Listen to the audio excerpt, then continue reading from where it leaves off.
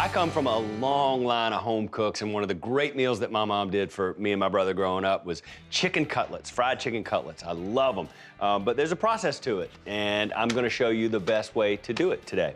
I've got all-purpose flour, eggs, heavy cream, and some panko. To make sure that things are even, you'll wanna season your flour, so I'm gonna sprinkle in a little salt and pepper to my flour, and also to my breadcrumbs.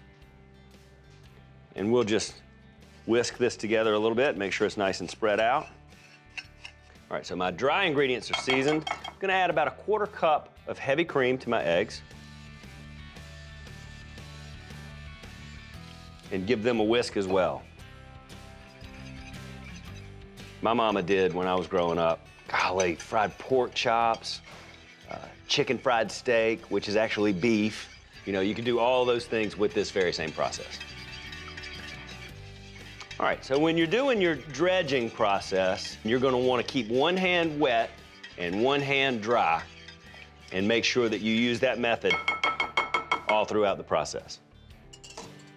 So I'm gonna open up my chicken cutlets. And I'll say that my right hand is gonna be my wet hand and my left hand will be the dry hand. So let's go ahead and go to the flour. Get this nice and coated. All right, I'm gonna switch to my wet hand.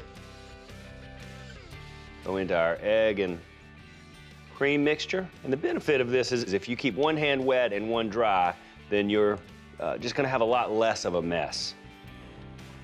So into the breadcrumbs and back with my dry hand.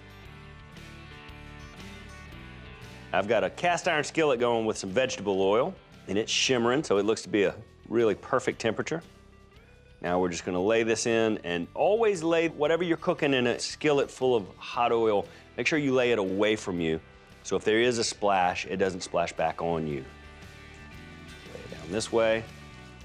Ooh, that's gonna be delicious. And if you'll follow these simple tips, you'll get perfect chicken cutlets every time, I promise.